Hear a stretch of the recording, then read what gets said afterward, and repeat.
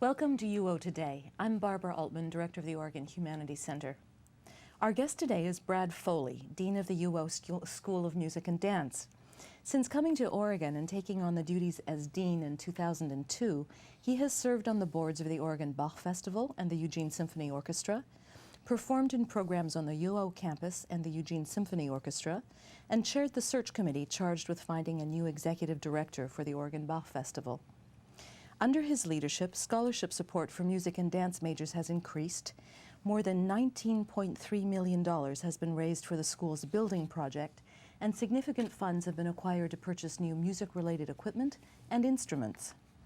The centerpiece of Dean Foley's tenure is the MarAbel B Frohnmayer Music Building Expansion, which was completed in the winter of 2009.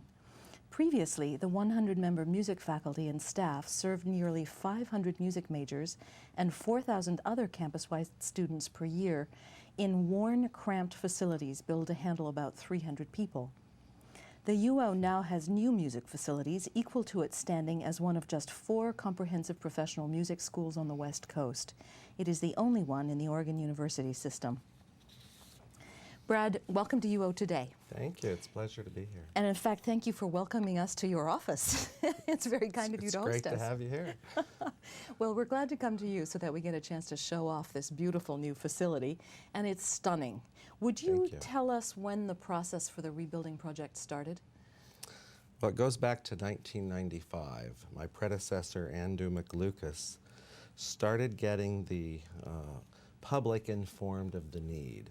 The school had grown over a period of at least a decade prior to her arrival, and it just wasn't large enough to house the faculty and staff and student body, nor were the qualities of the spaces really adequate to support the kinds of needs of a music school. Rooms did not have air quality control.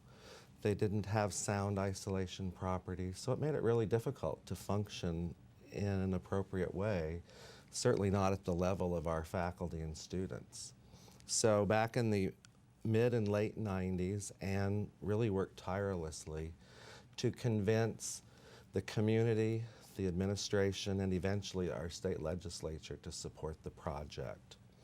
So in 2001, she worked with one of our students' parents, Al King, who was a state representative from Salem, to help Anne approach the legislature, and at the end of the 2001 session, bonding for the project was approved at the $7.6 million level. She began doing some private fundraising and then decided that it was time for her to step aside. And so in 2001 and 2, there was a national search, and I came to Oregon, knowing that the task ahead was to raise the $7.5 million to match the bonds. So we started that process immediately. We designed a project that we could then take out for fundraising purposes. And over the next 5 years, we finally did reach the match required in private giving. And in 2006, we designed the project with Bora Architects and Kierkegaard Acoustical Consultants.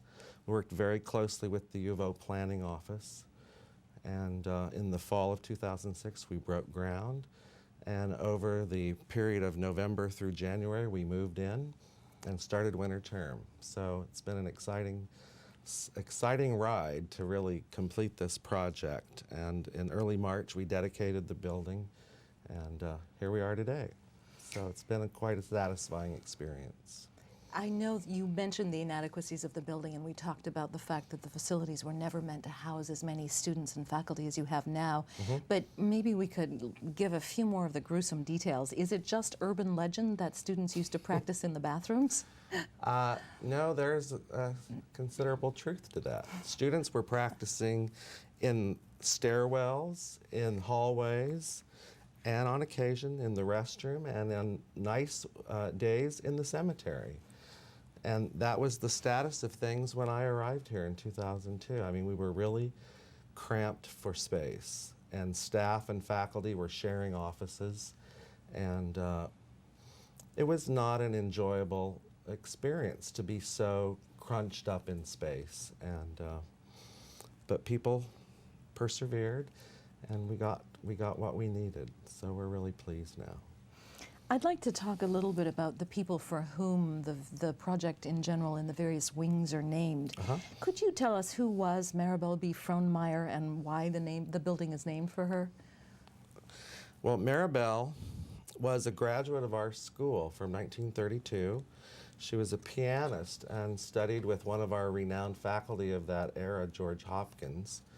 She later went on to marry Otto Frohnmayer, and she and Otto had 4 children, 2 of whom are alumni of our school as well in voice, and 1 who is our president, Dave Frohnmayer.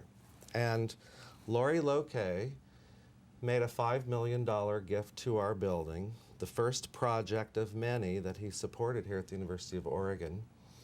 And at a dinner that we were having for him at McMorran House, after chatting with myself and Alan Price, it was decided if Dave would approve that we would name it for his mother. And so that's what we did. He's been quoted as saying that he and his siblings are really honored to have the building named after their mother. Well, we're thrilled that Laurie chose to do that. And it's really quite a testament to the legacy of the Frohnmayer family and their support of music and all of the arts for many, many years. I mean, for me as a dean to have a president who grew up in a musical household, it couldn't be a better situation. I mean, we're just really thrilled. Yeah, the Frohnmayer family clearly got the importance of music. I think I also read him quoted as saying that his mother believed that music was as important to life as water and food, or water and oxygen, I think. Exactly. Yeah. And Dave played trumpet as a kid. And I think all of the family have been involved in music somehow. So it's been a great opportunity for us. Yeah, go ahead. I was going to say then 2 of the wings of the new parts of the building are also named for significant alumni and donors to the school. Robert and Leona DeArmond of Medford had been contributors to the project from the very beginning, but over the course of our fundraising efforts and designing of the project, they helped us acquire many other significant gifts, including Laurie's. And so, to thank them and honor them, we did name the one wing of the building that we call the academic wing for Leona. And then the performance wing of the building is named for Thelma Schnitzer. And she and Gilbert were University of Oregon alumni from the 1940s. Thelma also was a pianist, also studied with George Hopkins. And in my first year here were some of the first significant donors that I met and was a part of acquiring those gifts for the school. So we felt very grateful and indebted to Thelma and Gilbert and named that wing for her. It seems as though Professor Hopkins had a big impact on his students. He had a huge impact on this school. And from what I remember reading about, he lived into his late 90s and was just a very loyal, devoted faculty member to this school. So. There's one other named space, I believe, and that is the lobby downstairs. That's named for Katie Frohnmayer. Can you tell us about that space as part of the renovation? The room that is named for Katie is called the club room. And in the original portions of this building that date back to 1921 and 2, that room served as sort of the gathering place, the hearth, so to speak, of the school. And in some of the early photographs, that room was pictured with like living room furniture. There's a lovely fireplace. It was a place where students would go and mix and mingle and socialize. So we wanted to recreate that feel, and we also felt like Bell Hall needed a larger lobby area. So the room is now decorated with very lovely furnishings, and it can serve as a place for audiences to gather before and after concerts, at intermission. And it also will be a space used for receptions. It will house some significant areas for us to to show the community some of the achievements and successes of our faculty and students. There's some lovely display cases that have been created, and the donor recognition wall will be in that space once it's completed. So both formal and informal uses for that space. Yes. Speaking of gracious design and fireplaces, here we are in front of the hearth of your very own office. This is part of the wing that was built in 1922, is that right? Yes, So what kind of updates have you had to make to this piece of the building? Well, this part of the building does not have any sound isolation properties. And before the project begun, we had faculty teaching and playing musical instruments in this wing, and all of us could hear it. Now we've made this wing solely for the use of the administration. We upgraded the heating and air conditioning was added. We have updated some of the electrical wiring. It got a complete facelift with asbestos removal, new flooring, new ceilings, and so it's actually functioning really well for those administrative kinds of purposes. We tried to make it reflect the way we think it might have looked in 1920s era, styles of furniture, styles of painting and so forth, light fixtures. And I'm assuming you either kept or found an appropriate mantelpiece here for... Well, we actually reconstructed from the original drawings this fireplace. That's great. So it's very much exactly like it was intended to be. Now, one of the new performance spaces, you said this used to be used for the playing of instruments and is no longer, but one of the biggest and most impressive new spaces is the symphony size rehearsal hall that you added to the building. Could you talk about that and how it will be useful for your students? Sure.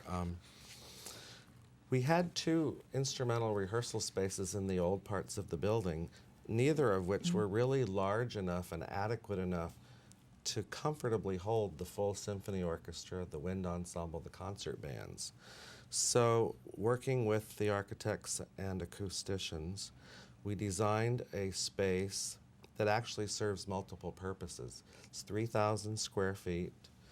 It's acoustically probably one of the finest spaces in this area of the country. It's beautifully designed with a lot of natural light, windows along the roof line, large windows that look out to the night library, which is a really attractive kind of vista off to the north. And it is tunable. It has acoustical curtains and panels that can be adjusted dependent upon the use. And so the orchestra can rehearse in there. Students tell me they can hear really well. Individuals and sections can all be heard without really wondering. Sometimes if you get an acoustical space that isn't designed well, you can't always hear certain parts. And this space is turning out to work really well. And so all of our large groups rehearse there, our percussion ensemble, but now we're also using it for concerts. The flooring is a flat surface. We have movable seating, and so for chamber music and things like our jazz cafes, it works really well for concerts. What's the capacity for a concert audience? Not large, 100 to 150. So intimate. So it's an intimate space. We've even held dinners there. So I mean, it's really quite a flexible space. In fact, every new space was designed to be flexible so that we could have an easier way of just scheduling events, concerts, rehearsals, and so forth throughout the building.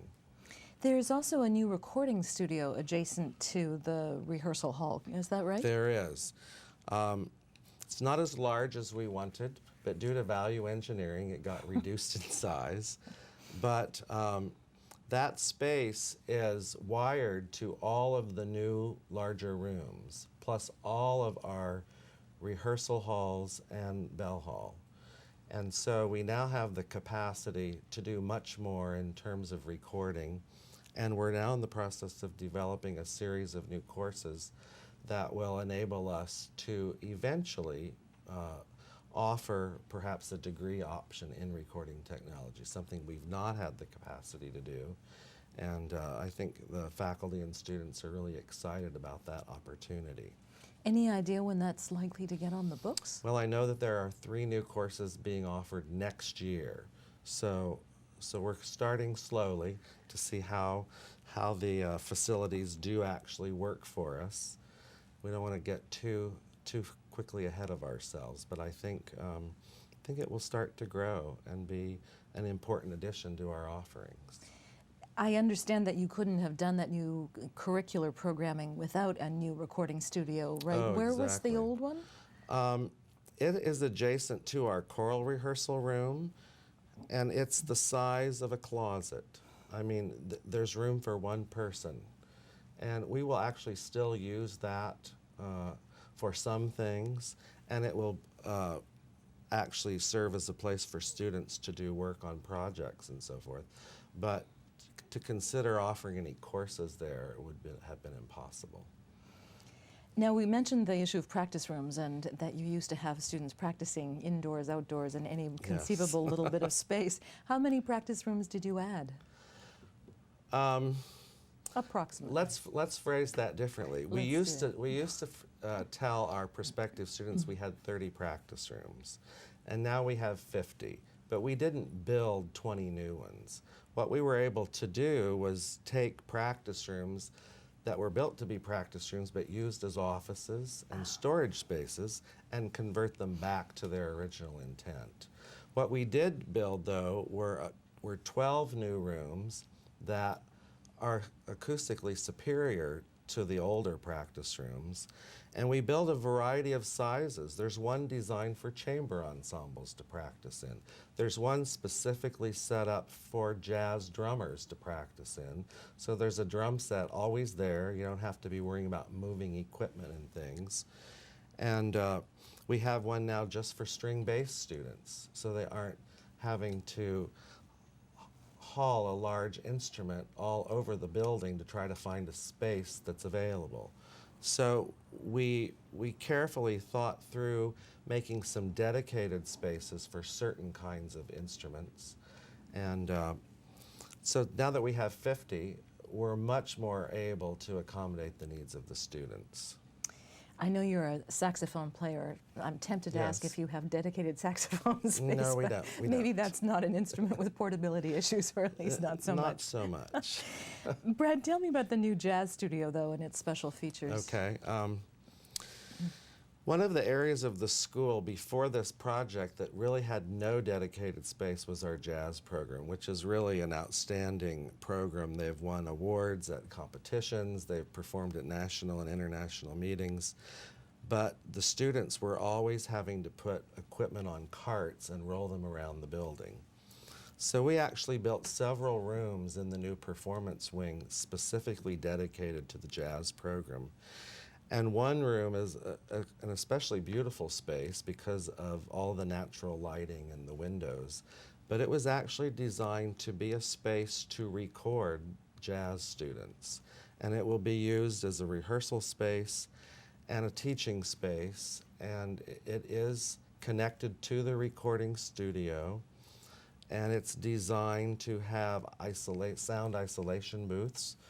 And it has properties that enable the room to be tuned to specific kinds of instruments with very extensive acoustical draperies, and it's a great space. I know that the jazz ensembles are one of the points of pride of the school. It must They be very are. satisfying to have a dedicated space for them. Yes, yes. So we've talked about the performance spaces, Brad. What about the features of the new academic wing? What are some of your nicest elements in there now? There are a lot of them. There really are a lot. There are 28 sound isolated and acoustically really terrific spaces for the performance faculty. And so they are used as their teaching studios and their offices. And from what I can tell, they're working out really quite well.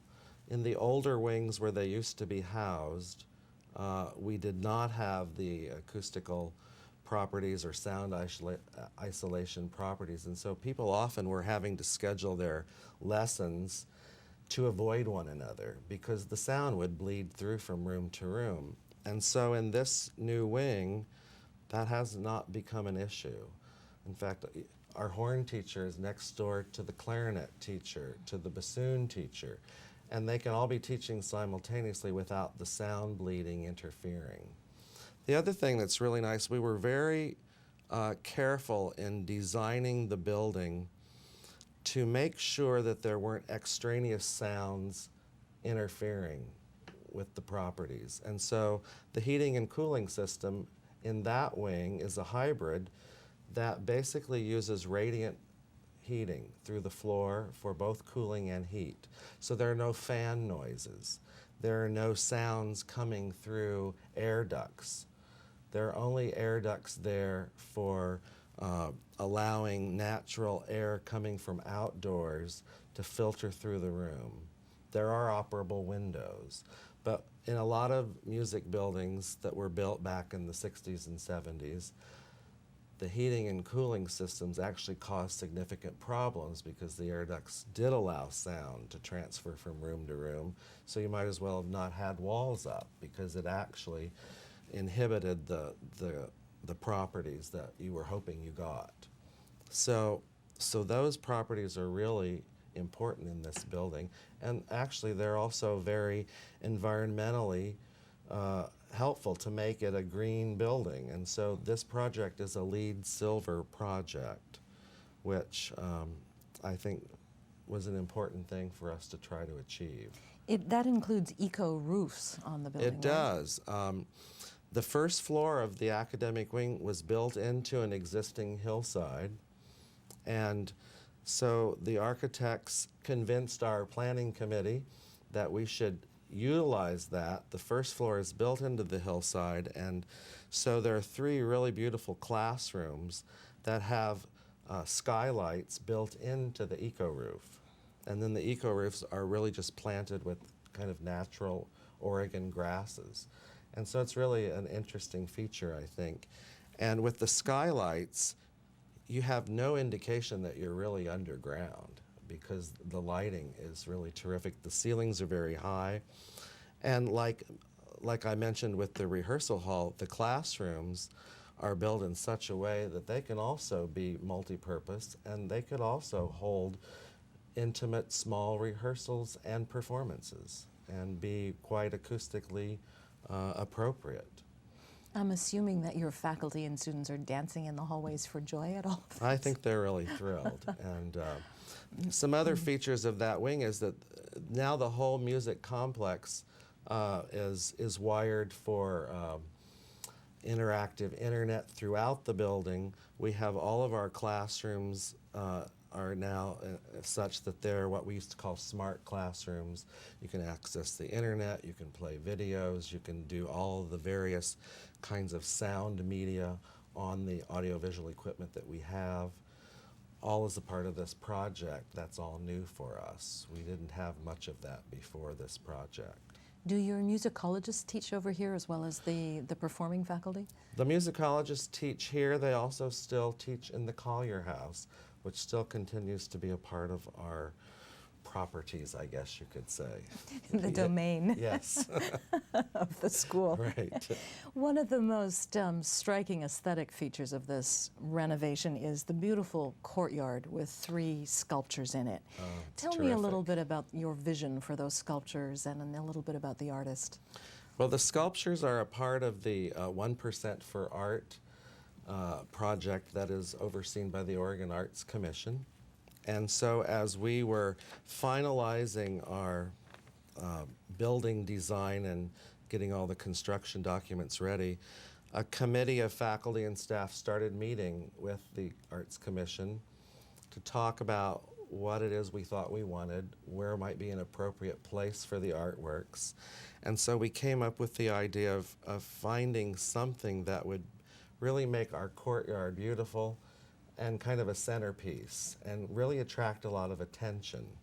And we talked about how we wanted it to have some connection or reflection of music and dance, but we also wanted it to be kind of fun and lighthearted and something that would get people talking about, well, what does that mean? You know, what is it that we are trying to portray with these pieces of art? So the committee then went through a very lengthy process of soliciting artists' proposals.